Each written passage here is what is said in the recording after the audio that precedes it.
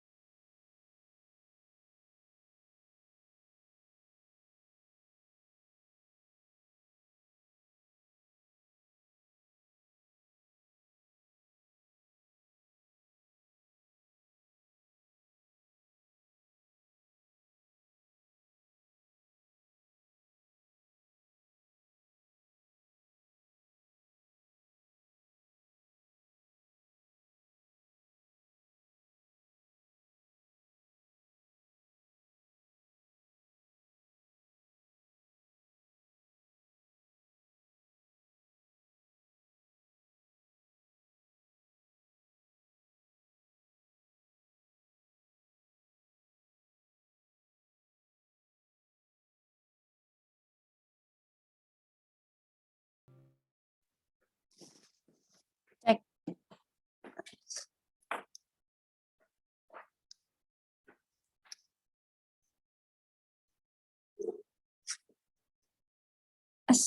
Suara saya jelas, J? Oke, kita mulai. Assalamualaikum warahmatullahi wabarakatuh. Waalaikumsalam warahmatullahi wabarakatuh. Semangat siang Ustadz-Ustadz sekalian. Masih semangat? Sudah makan siang? Belum ini. Belum ya? Ya mudah-mudahan 12 ya. Diberi kemudahan untuk memahami materi kita diskusi siang hari ini. Alhamdulillah pada kesempatan siang hari ini dalam suasana yang berbeda, insya Allah kita akan berdiskusi terkait dengan sebuah tema yang baru ngehits ya sekarang ya, numerik dan literasi sebenarnya, tapi siang hari ini kita akan berdiskusi tentang pengembangan keterampilan numerik peserta didik dalam konteks sains untuk guru SD. Yang kami hormati Bapak Kepala Sekolah SDIT Lukman Al-Hakim Sleman, yang saya hormati Ustadz Ustadzah seluruh guru di SDIT Lukman Al-Hakim Sleman.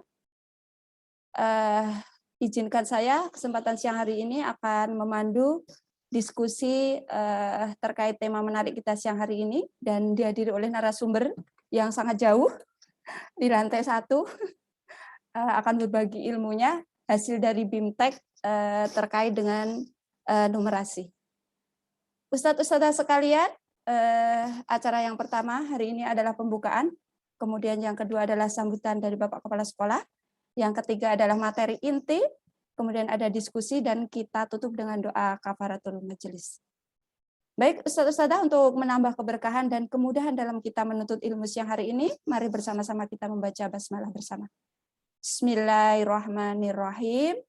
Untuk selanjutnya sambutan dari Bapak Kepala Sekolah SDIT Lukman Al-Hakim Sleman kepada Ustadz Novi Afriyadi SHI MPD, waktu kami persilahkan. Monggo Ustadz. Assalamualaikum warahmatullahi wabarakatuh. Waalaikumsalam warahmatullahi wabarakatuh. Alhamdulillahirabbil alamin. Bapak Ibu, Ustadz dan Ustadzah dan para peserta kegiatan pada siang hari ini yang saya hormati. Pertama-tama marilah kita memanjatkan puji syukur kehadirat Allah Subhanahu wa taala yang telah memberikan segala kenikmatan kepada kita semuanya yang tak terhitung dan tak mampu kita menghitungnya, karena sesungguhnya Allah Subhanahu wa Ta'ala ciptakan alam beserta isinya ini adalah dalam rangka untuk bagaimana kita menghayati, mentafakuri, sehingga bertambahlah keimanan kita dengan ayat-ayat kauniyah yang Allah tampakkan kepada kita semuanya. Semoga semakin bertambahnya keimanan kita kepada Allah Subhanahu wa Ta'ala. Salawat dan salam teriring kepada junjungan kita Nabi besar Muhammad sallallahu alaihi wasallam. Bapak Ibu, Ustadz dan Ustadzah, serta para peserta di mana saja berada, semoga bisa dihadiri tidak saja internal ya, tapi juga mungkin ada peserta dari luar. Alhamdulillah kita bersyukur pada siang hari ini kita bisa melaksanakan salah satu kegiatan pengembangan ya, pengembangan diri, bahwa sosok seorang guru, ya, sosok seorang pendidik untuk terus berusaha ya menggali berbagai potensi yang Allah berikan kepada kita semuanya. Termasuk potensi-potensi kita dalam menggali ilmu-ilmu Allah. Karena sesungguhnya apa yang dilakukan oleh seorang pendidik ya tanpa diikuti dengan terus belajar ya, melakukan pengembangan-pengembangan, maka sesungguhnya peningkatan-peningkatan itu mungkin tidak akan bisa kita capai. Maka dengan kegiatan pada siang hari ini dengan tema pengembangan keterampilan ya, numerasi peserta didik dalam konteks sains ya, untuk guru SD ini menjadi tambahan ilmu kepada kita semuanya untuk terus menggali ilmu-ilmu yang sesungguhnya ilmu ini mampu menghadirkan kepahaman ya, terutama bagi peserta didik kita. Karena ketika seorang pendidik ya mengajarkan ilmu kepada seorang peserta didik atau seorang siswa, maka sesungguhnya terjadilah bagaimana pengembangan itu bahkan didapatkan ketika itu dilakukan bersama dengan peserta didik.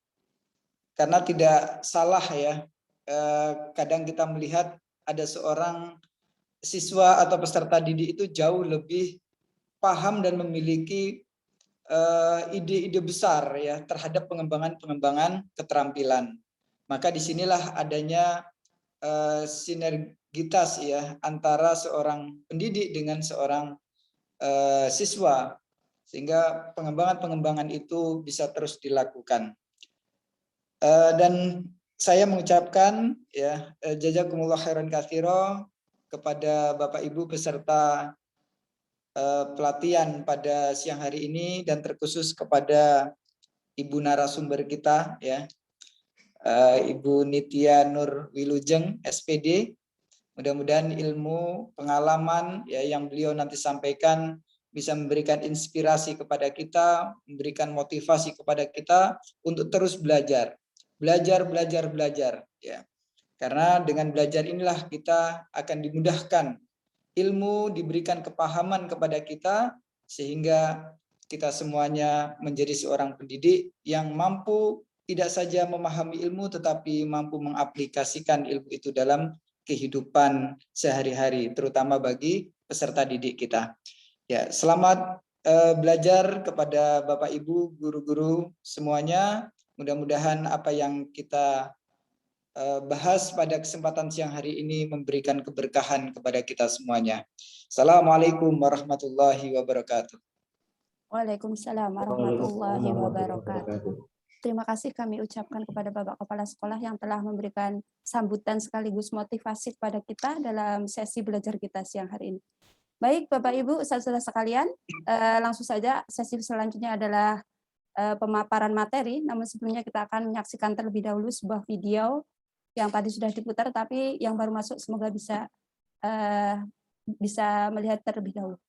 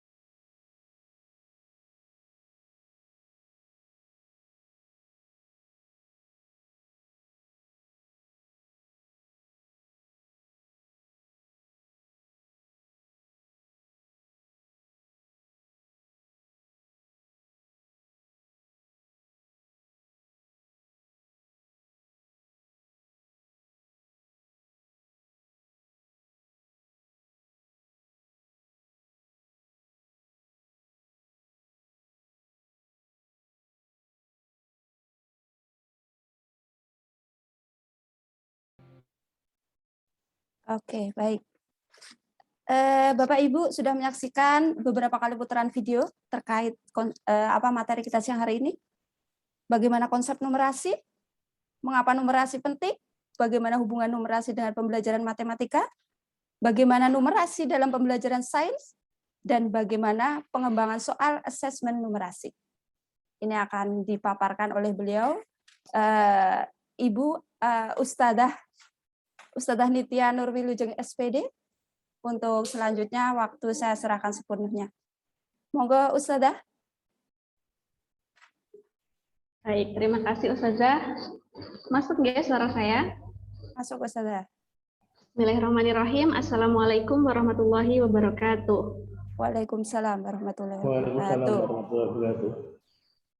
Alhamdulillahirrabbilalamin. Puji syukur marilah kita panjatkan kehadirat Allah SWT karena berkat rahmanya pada siang hari ini kita bisa berkumpul dalam agenda diseminasi materi pengembangan keterampilan numerasi peserta didik dalam konteks sains untuk guru SD. Shalawat serta salam senantiasa kita curahkan kepada Nabi Muhammad SAW. Semoga kita termasuk umatnya yang selalu mendapat syafaat di yaumul akhir nanti. Amin. Ustadz dan Ustazah yang saya hormati, yang pertama saya mengucapkan terima kasih atas kesediaan Ustadz dan Ustazah dalam menghadiri forum ini. Sebelum saya menyampaikan lebih lanjut, ini yang menampilkan PowerPoint-nya saya tahu Ustazah sering ya? Saya bantu ya.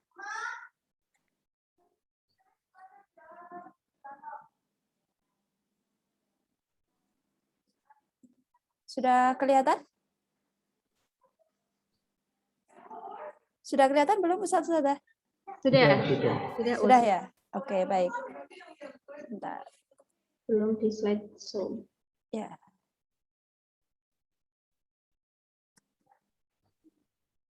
Oke. Sudah? Sudah. Baik, terima kasih. Sebelum saya lanjutkan, saya akan bercerita sedikit terkait diklat yang saya ikuti. Ini adalah diklat Didamba yang diadakan oleh P4TK IPA Bandung, di mana Didamba ini singkatan dari diklat daring, masif, dan terbuka. Diklat ini bisa diikuti oleh pendidik dan tenaga pendidik dari jenjang SD, SMP, sampai SMA. Dan ini terbuka, tidak ada biaya pendaftaran, hanya komitmen dan juga motivasi Ustazah untuk bisa mengikuti kegiatan dengan baik ini yang dibutuhkan. Pada program Didamba ini saya masuk di angkatan 9 yang selama pelatihan itu sekitar 12 hari dari tanggal 18 sampai 31 Agustus. Di mana selama pelatihan ini ada 36 JP dibagi menjadi 12, satu harinya sekitar 3 JP. Banyak kelas yang tersedia di program Didamba ini dan saya memilih kelas next Ustazah. Saya memilih kelas pengembangan keterampilan numerasi peserta didik dalam konteks sains untuk guru SD. Ini motivasi saya untuk mengikuti kelas ini karena kemarin tuh ada wacana bahwa kelas 6 ASPD-nya ini berbasis numerasi dan literasi, sedangkan saya yang belum begitu paham apa itu numerasi literasi, memanfaatkan wadah yang sudah disediakan oleh Didamba P4TK Bandung ini untuk saya ikuti.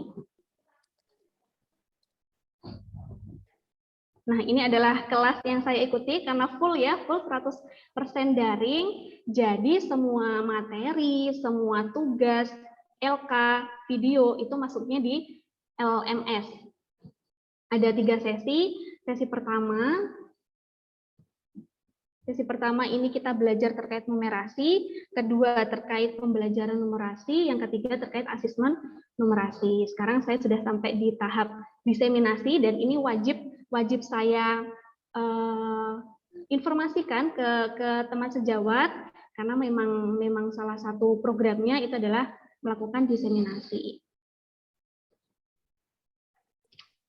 Oke, sebelum masuk ke konsep numerasi, diklat ini itu bertujuan untuk meningkatkan profesionalisme dan potensi dari para pendidik dan tenaga kependidikan. Selama diklat, ini peserta dituntut untuk membangun dan menciptakan pengetahuannya secara mandiri atau konstruktivisme. Konsep numerasi, ya, yang pertama, konsep numerasi ini sangat erat kaitannya dengan matematika fungsional, di mana numerasi sering digambarkan sebagai penerapan matematika dalam konteks. Numerasi digambarkan sebagai membuat makna matematika dan melihat matematika sebagai alat untuk digunakan secara efisien dan kritis untuk beberapa tujuan sosial. Ini kalau menurut dokumen PISA, literasi matematika ini adalah kapasitas seseorang untuk mengidentifikasi dan memahami peran matematika di dunia. Lanjut. Menurut Kemdikbud, numerasi adalah kemampuan berpikir menggunakan konsep, prosedur, fakta, dan alat matematika untuk menyelesaikan masalah sehari-hari pada berbagai jenis konteks yang relevan untuk individu sebagai warga Indonesia dan warga dunia. Nah, dari beberapa pengertian numerasi ya yang sudah disampaikan oleh para sumber, dapat disimpulkan bahwa numerasi ini adalah kemampuan untuk mengaplikasikan konsep bilangan dan keterampilan operasi hitung bilangan dalam kehidupan sehari-hari, misalnya di rumah, di sekolah, dalam pekerjaan, atau dalam kehidupan bermasyarakat, dan sebagai warga negara. Atau bisa juga numerasi adalah kemampuan untuk menginterpretasi informasi kuantitatif yang terdapat di sekeliling kita.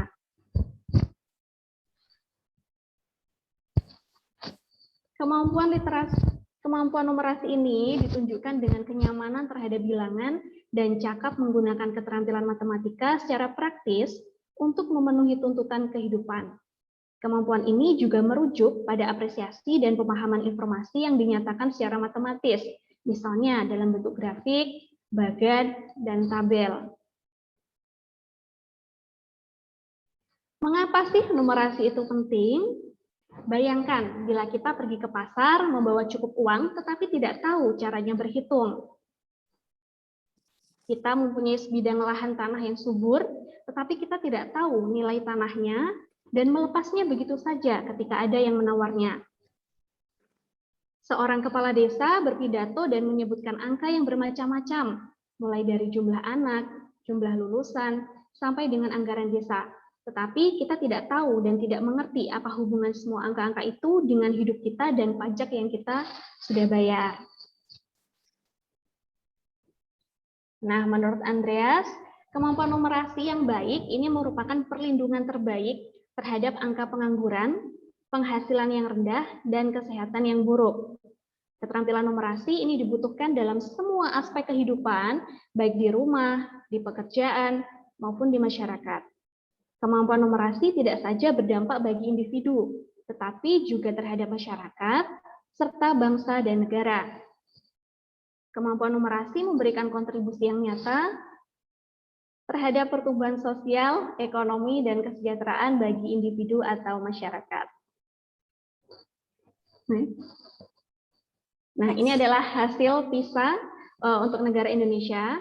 Berdasarkan hasil studi Program for International Student Assessment pada tahun 2018, ini PISA Indonesia turun apabila dibandingkan dengan hasil PISA tahun 2015. Dalam kategori matematika, Indonesia berada di peringkat 6 dari bawah, yaitu peringkat 73 dengan skor rata-rata 379 Indonesia. Matematika yang warnanya merah.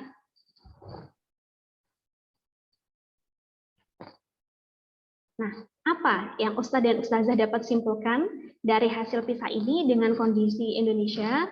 Apa yang Ustadz dan Ustazah akan lakukan sebagai guru untuk meningkatkan skor PISA atau meningkatkan kemampuan numerasi masyarakat Indonesia?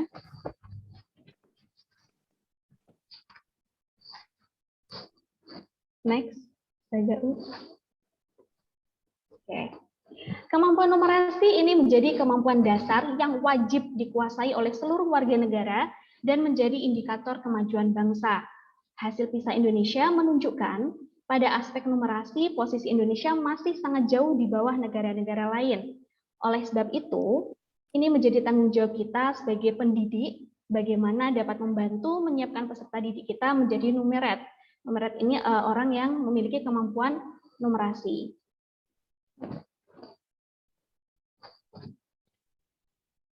Hubungan matematika dan numerasi.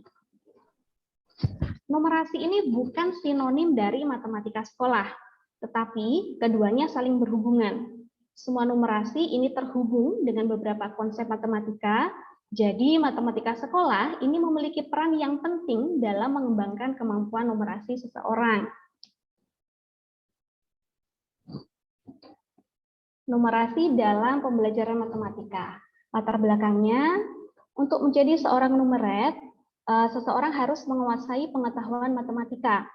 Pengetahuan matematika ini tidak hanya konsep dan keterampilan, tetapi juga strategi pemecahan masalah atau problem solving, dan kemampuan untuk membuat perkiraan yang masuk akal. Latar belakang berikutnya, menggunakan keterampilan matematika lintas kurikulum, ini memperkaya pembelajaran bidang studi lain dan memberikan kontribusi dalam memperluas dan memperdalam pemahaman numerasi.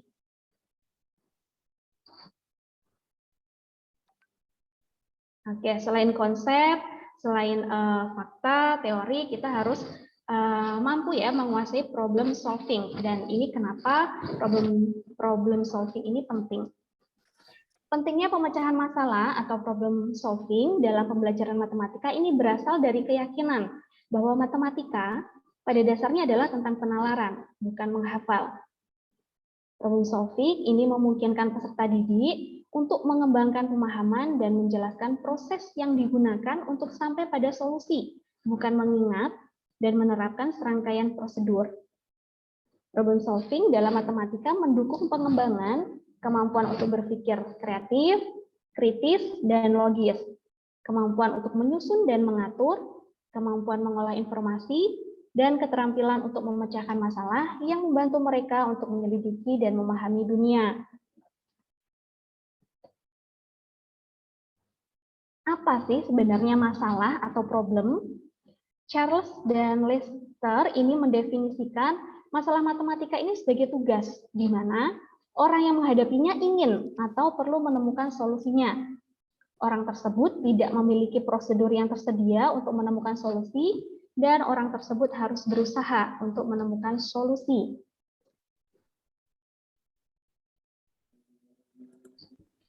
Next, ini skip.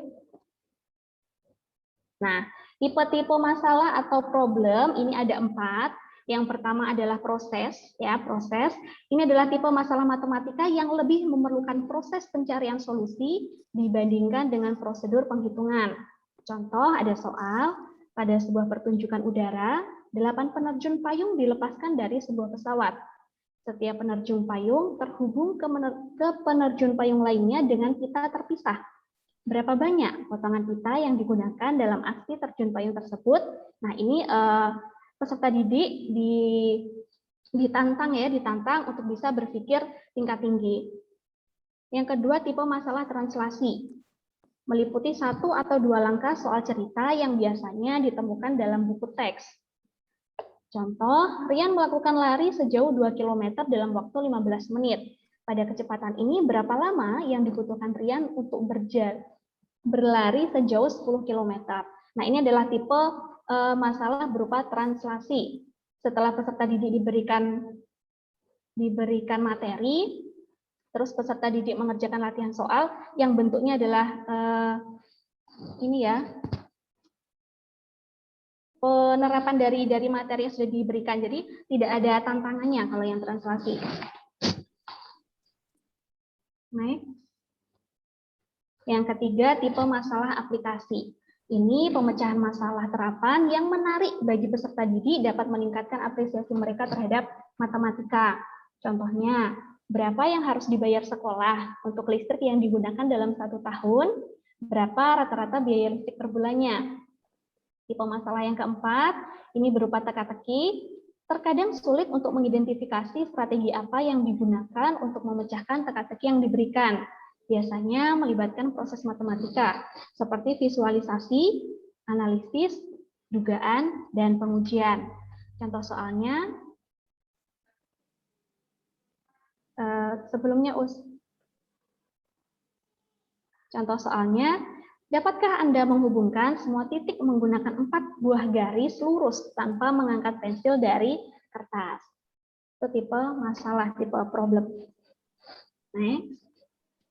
Nah, dalam menyelesaikan problem solving, ini kita menggunakan 4 langkah Polya.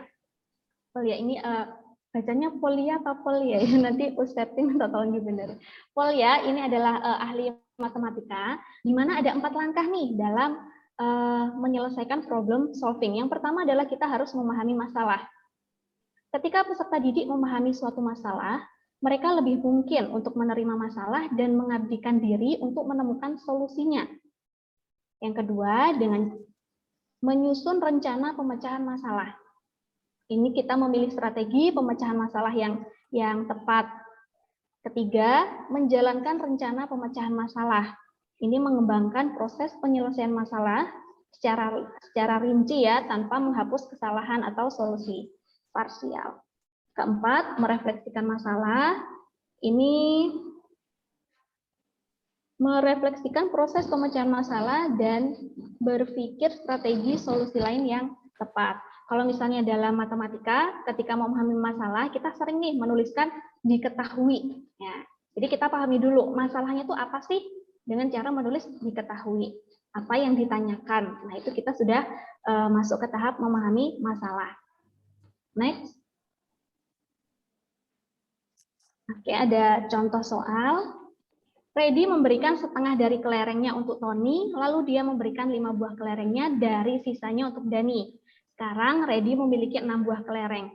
Berapa banyak kelereng yang dimiliki Freddy semula? Nah, ini kita dalam memahami masalah, kita cari tahu dulu apa yang diketahui di soal, apa yang ditanyakan.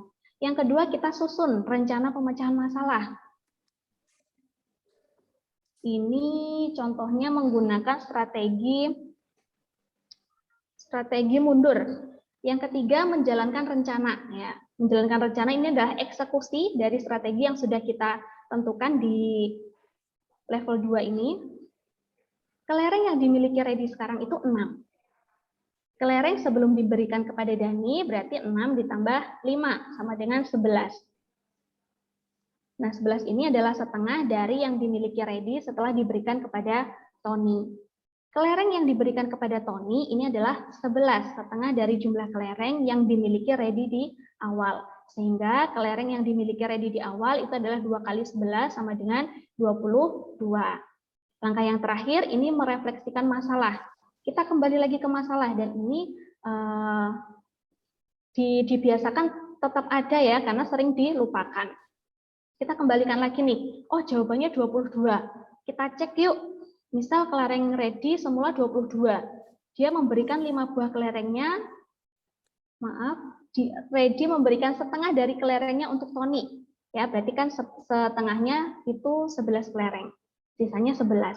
Dari 11 kelereng, dia memberikan 5 buah kelerengnya untuk Dani. 11 dikurangi 5 sama dengan 6. Oke, berarti terbukti ya. Terbukti bahwa kelereng yang dimiliki Freddy di awal itu adalah 22 kelereng. Numerasi dalam pembelajaran sains. Setiap penyelidikan ilmiah atau eksperimen ini memerlukan 1 atau lebih keterampilan matematika, seperti mengelompokkan, mencacah, mengukur, menghitung, menduga, dan menyajikan data dalam grafik atau diagram atau tabel. Kedua, numerasi dalam sains adalah tentang menyelesaikan masalah-masalah angka atau bilangan dan memahami cara-cara informasi berupa angka-angka tersebut dikumpulkan dengan cara mencacah dan mengukur. 3, penerapan numerasi dalam sains yang paling relevan adalah menghitung angka, mengoperasikan dengan persentase, pola bilangan, dan pemikiran aljabar. Membandingkan satuan, memahami satuan pengukuran, dan menafsirkan serta menyajikan data.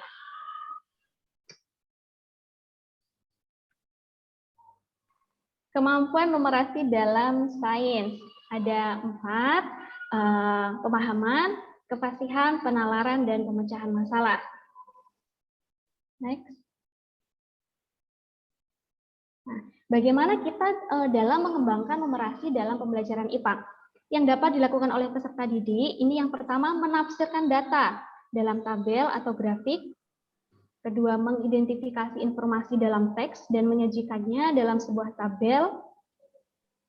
Ketiga, menggunakan informasi dari teks untuk memecahkan masalah saintifik atau masalah ilmiah. Sedangkan untuk mendukung pengembangan numerasi peserta didik, guru perlu yang pertama mengembangkan kepercayaan diri peserta didik dalam matematika dan numerasi. Kedua, memperbaiki persepsi terhadap matematika. Ketiga, menggunakan dan menjelaskan bahasa matematika. 4. Kegunaan konvensi, simbol, dan interpretasi matematika dapat membingungkan bagi sebagian besar peserta didik. Contoh katanya adalah volume. Kalau dalam matematika, kita mengenal volume itu adalah isi ya, isi. Sedangkan kalau di IPA, volume itu bisa berarti suara. Ya, besar kecilnya suara. Berikutnya meningkatkan keakraban peserta didik dengan konsep dan keterampilan matematika. Oke, next konsep asesmen nasional.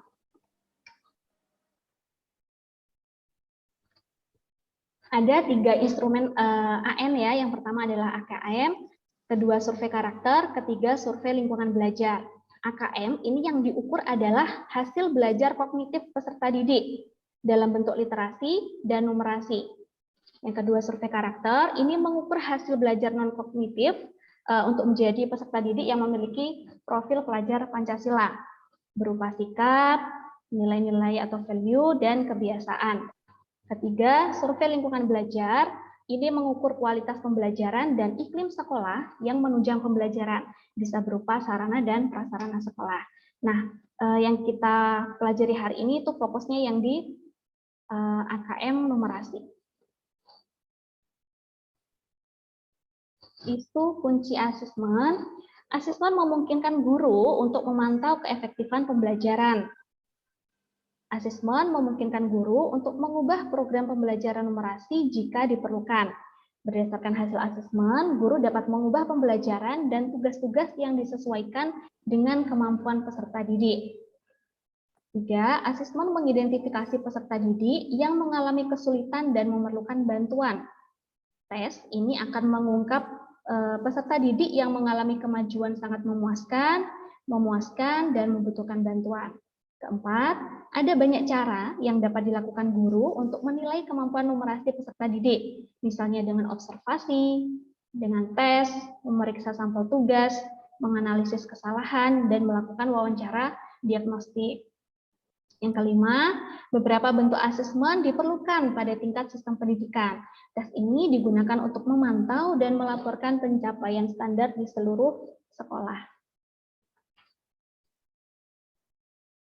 Tujuan asesmen dibedakan menjadi 3. Asesmen for learning ini menggunakan data hasil asesmen untuk memperbaiki dan meningkatkan program pembelajaran. Kedua, asesmen as learning memaksa peserta didik memantau kinerjanya sendiri dan berpikir lebih dalam tentang kebutuhan belajarnya sendiri. 3.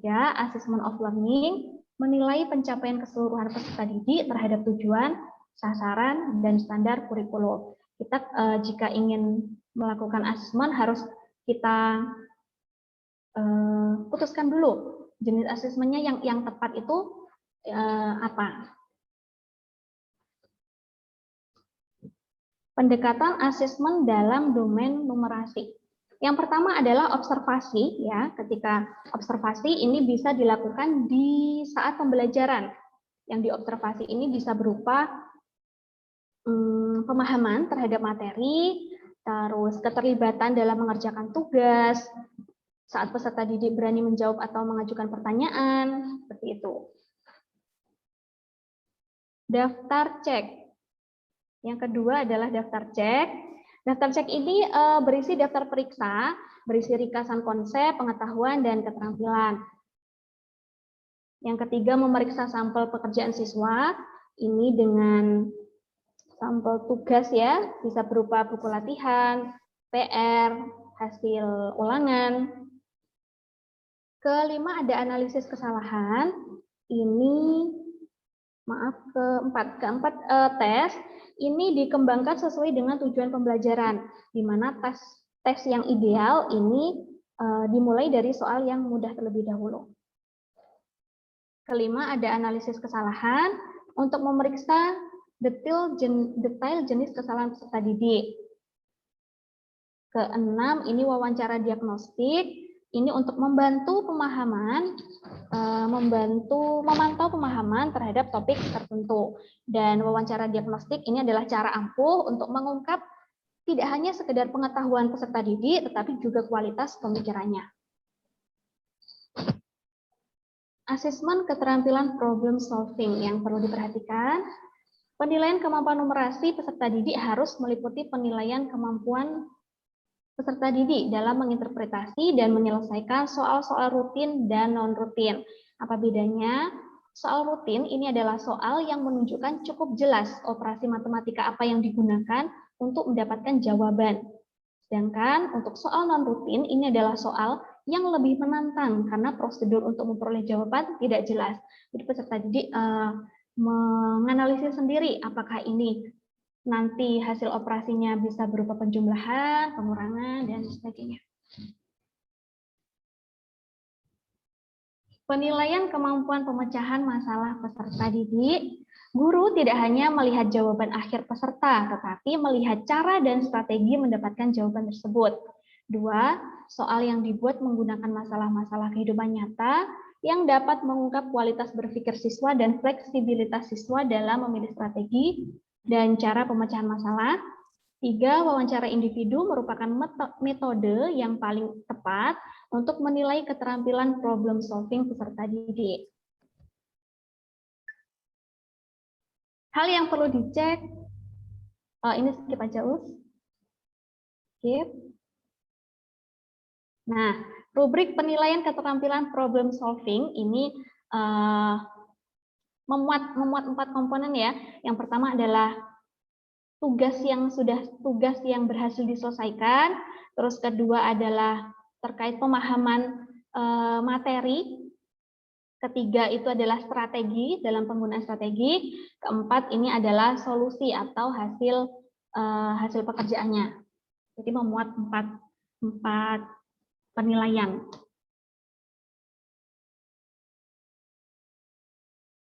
Berikutnya pengembangan soal asesmen numerasi.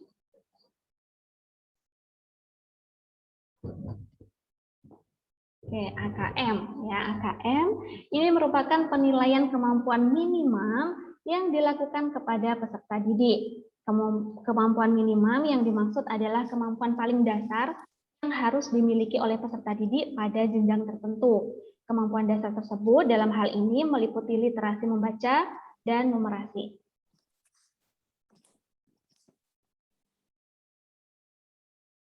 Konten domain AKM numerasi terbagi menjadi 4, bilangan, geometri dan pengukuran, aljabar, dan data ketidakpastian. Untuk bilangan, ini subdomainnya dibagi menjadi 3, representasi, sifat urutan, dan operasi. Pada domain geometri dan pengukuran, subdomainnya dibagi menjadi 2, bangun geometri dan pengukuran, aljabar dibagi menjadi 3, persamaan dan pertaksamaan, relasi dan fungsi, rasio dan proporsi. Domain data dan ketidakpastian, di subdomainnya ada data dan representasi, ketidakpastian dan peluang. Learning progression. Learning progression atau kemajuan pembelajaran ini adalah urutan atau tahapan pembelajaran yang berkesinambungan, continue. Berkesinambungan tersebut mencakup aspek karakteristik, keluasan, dan kedalaman materi pembelajaran dalam setiap jenjang pendidikan. Dalam AKM, learning progression ini berkaitan dengan kesinambungan antara jenjang yang satu dengan jenjang berikutnya. Kesinambungan itu mencakup aspek konten materi, level kognitif yang diukur, dan indikator yang akan ditanyakan dalam soal AKM. Artinya, harus terlihat perkembangan kompetensi antar kelas dalam domain yang sama level kognitif, dan indikator yang diukur, dimulai dari kelas terendah menuju ke level tertinggi. Perbedaan itu tergambar pada kompleksitas materi. Ini contoh learning progression pada domain bilangan ya. Pada domain bilangan, subdomainnya representasi. Ini contoh untuk kelas 2. Misalnya, memahami bilangan cacah maksimal 3 angka. Nanti di kelas 4 itu memahami bilangan cacah maksimal 6 angka. Nanti ketika kelas 6, memahami bilangan bulat, khususnya bilangan bulat negatif. Ini yang dimaksud dengan learning progression ya, berkesinambungan. Pada subdomain sifat urutan, misalnya untuk kelas 2 membandingkan dua bilangan cacah. Ketika kelas 4 membandingkan 2 pecahan. Ketika kelas 5 mengurutkan beberapa bilangan yang dinyatakan dalam bentuk yang berbeda. Next.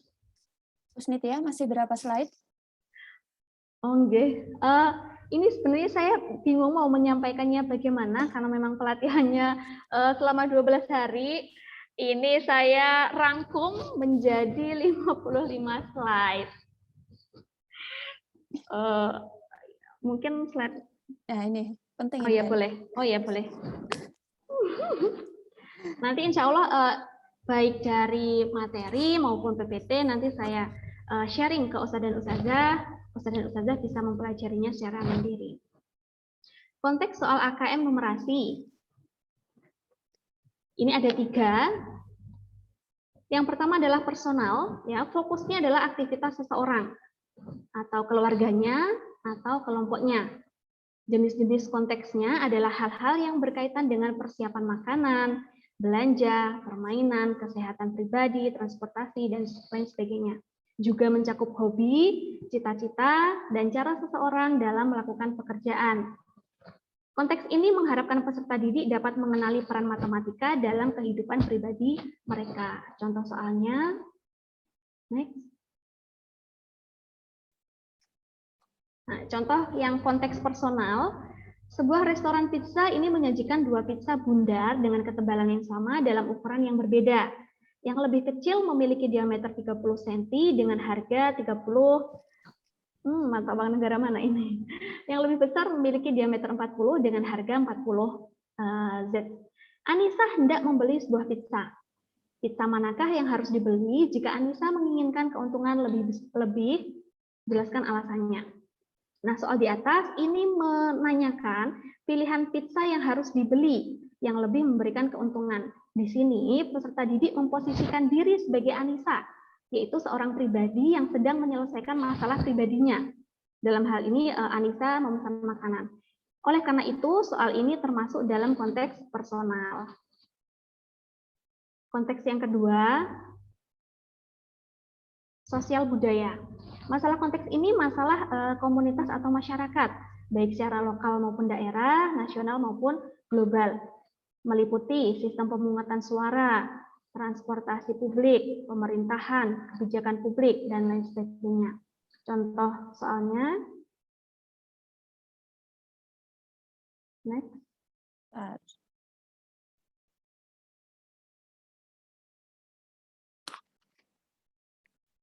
Oke, contoh konteks soal AKM sosial budaya. Seorang reporter berita menunjukkan grafik dan menyampaikan bahwa grafik menunjukkan bahwa terdapat peningkatan kriminalitas yang sangat pesat dari tahun 1998 ke 1999. Apakah penafsiran grafik oleh reporter tersebut tepat? Berikan penjelasan. Soal ini menanyakan pendapat peserta didik mengenai penafsiran grafik kriminalitas oleh seorang reporter. Dalam hal ini, peserta didik akan memposisikan diri sebagai anggota masyarakat yang akan memberikan respon atau pendapat mengenai pernyataan reporter perilaku menyimpang sosial yang terjadi. Oleh karena itu, soal ini masuk dalam konteks sosial budaya. Konteks yang ketiga adalah next. Bentar. Konteks yang ketiga adalah scientific. Ya. Nah, Konteks ini berkaitan dengan aplikasi matematika di alam semesta dan isu serta topik yang berkaitan dengan sains dan teknologi. Konteks ini dapat meliputi antara lain cuaca atau iklim, ekologi, ilmu medis, ilmu ruang angkasa, dan lain sebagainya. Konteks yang terkait dengan keilmuan matematika disebut konteks intramatematika. Contoh, menghitung volume bangun ruang. Sedangkan konteks yang terkait dengan keilmuan lainnya disebut ekstra matematika. Contohnya menghitung waktu paruh zat radioaktif.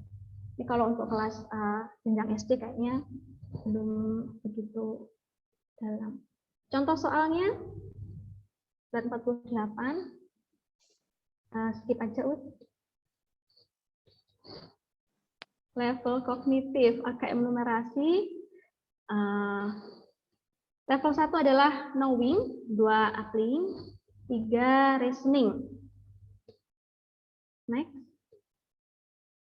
Nah, ini adalah kata kunci pada aspek knowing ya, mengingat, mengidentifikasi, mengklasifikasikan, menghitung, mengambil, mengukur. Next. Untuk soal yang bentuknya applying, memilih strategi, menyatakan atau membuat model, menerapkan atau melaksanakan, dan menafsirkan. Berikutnya, berupa reasoning, ini adalah menganalisis, memadukan, mengevaluasi, menyimpulkan, dan membuat justifikasi. Next, slide 45. Slide 54.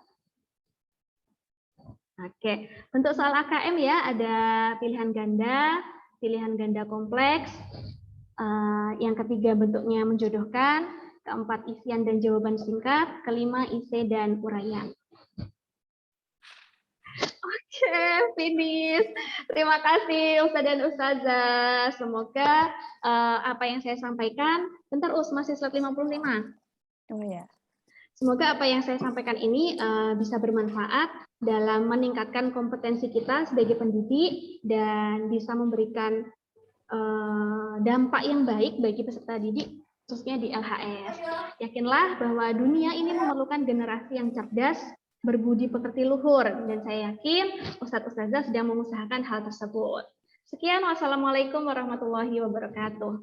Waalaikumsalam warahmatullahi wabarakatuh. Ustazah Nitya akan buka diskusi. Oh, oke. Baik, Ustazah, itu ya ilmu yang cukup luar biasa sih, nggak cukup sih, luar biasa ya memang ilmu kita siang hari ini. Jazakillah khair kepada Ustazah Nitya yang membagikan ilmunya. Namun sepertinya apakah ada sesi tanya jawab Ustazah Nitya? Saya kurang tahu normalnya kalau diseminasi itu bagaimana ya. Mungkin bagi Ustadz dan Ustazah yang ingin bertanya, saya persilakan. Namun nanti kalau misalnya ada pertanyaan yang saya belum tahu ya, karena saya juga masih tahap belajar, nanti saya tanyakan ke guru saya. Gitu. Ada yang mau ditanyakan Ustazah? Ada kesempatan bertanya? Oh ya Ustazah, menambahkan program Didamba oleh P4TK ini insya Allah diadakan setiap bulan. Ya, insya Allah diadakan setiap bulan dan banyak pilihan kelasnya. Saya sarankan bagi Ustadz dan Ustazah untuk bisa mengikuti kelas dan bisa memilih kelas yang berbeda dari saya supaya bisa menambah ini ya, menambah ilmu. Karena bagi yang sudah ikut kelas Didamba ini tidak diperkenankan untuk mengikuti lagi. Seperti itu. Baik, Ustazah sekalian, ada pertanyaan yang ingin disampaikan terkait materi numerasi? Mungkin kemarin yang sudah simulasi AMBK kelas 5, mungkin kemarin sudah pengalaman soalnya ya. Soalnya ya. Tipe soalnya. Dan ini memang kita sudah harus mulai terbiasa dengan numerasi dan literasi dari anak-anak kita dari kelas 1, 2 sampai level kelas 6 ya. Karena memang ini program yang luar biasa dari Kemendikbudristek. Dan Ustaz-Ustazah sekalian bisa mengikuti channelnya di Kemendikbudristek kalau memang masih butuh banyak ilmu ya. Bisa aktif di SIM PKB, bisa di channelnya Kemendikbudristek. Karena kalau kita mau melakukan pengembangan, sebagai guru itu sekarang ilmunya luar biasa, banyak sekali sumber-sumber yang sangat-sangat bisa kita ikuti, termasuk ini salah satunya Ustadzah Nitya. Kemudian ada Ustadz Arifin yang mengikuti guru penggerak. Nah, monggo Ustadzah ikut bergabung dalam kegiatan-kegiatan program pengembangan yang dimiliki oleh pemerintah. Ustadzah Nitya mau di screenshot nggak nih? Oh iya, boleh Us untuk laporan saya. Nah, sebentar aja. Minta tolong yang slide 1 boleh nggak? Oh ya, sebentar. Ini ya. Slide 1 ya, terus di slide show biar. Oh, oke. Ini salah satu tugas laporan ya Usnit. Iya, betul Ustazah. Terima kasih yang sudah hadir. Ini minimal saya mendiseminasikan untuk 5 teman sejawat. Ini alhamdulillah sekitar 20 ya yang bergabung. Terima kasih. Sami-sami. Ustadzah sekalian, nanti sertifikatnya itu bisa diakses, akan kami berikan linknya. Kemudian nanti harus melampirkan screenshot acara ini, jadi tidak bisa langsung isi Google Form untuk mendapatkan e-sertifikat. Ustadzah Nitya, saya kok ada sesuatu trouble dengan laptop saya ya? Bisa screenshot sendiri nggak? Screenshot sendiri. Bisa nggak? Nggak tahu nih kenapa nih. Bisa, harusnya jenengan. Oh, bisa. Bentar.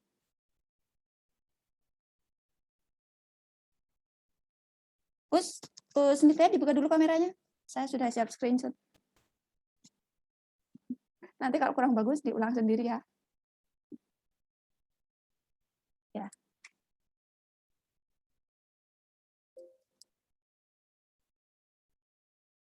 Oke. Cukup ya slide-nya ya. Oke. Baik, Ustadzah sekalian, ini tadi sesi siang kita terkait dengan. Ustazah Sri boleh masuk sebentar lagi? Masuk kemana? Saya mau menyampaikan. Oh iya. Baik, jadi nanti ada dua link ya, ada 2 link yang perlu Ustadz dan Ustazah isi. Yang pertama adalah presensi kehadiran diseminasi ini untuk laporan saya. Yang kedua adalah pengisi link untuk penerbitan surat keterangan diseminasi di Damba P4 TKIPA Angkatan 9, di mana ketika mengisi Ustadz dan Ustazah, yang pertama mempersiapkan 1 buah dokumentasi foto atau screenshot keikutsertaan diseminasi. Ya. Oke.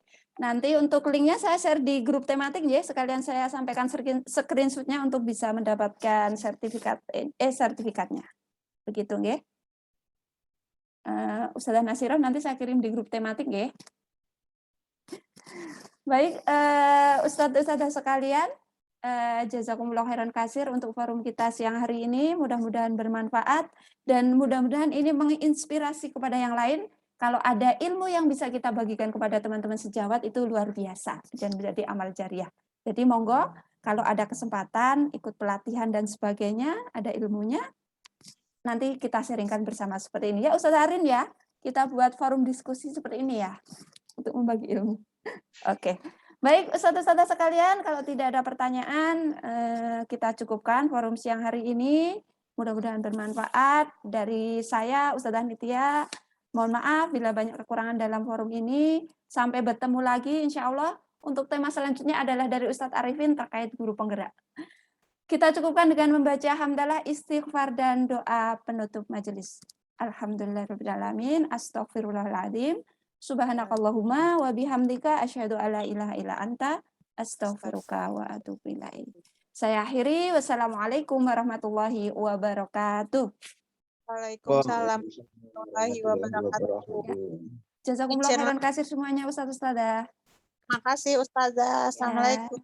Waalaikumsalam. Syukur Ustazah Nitya. Assalamualaikum. Salam. Terima kasih Ustazah, Nitya. terima kasih. Terima kasih. Ditunggu yang lain untuk berbagi. Terima kasih Nitya. Izin keluar dulu. Assalamualaikum. Waalaikumsalam.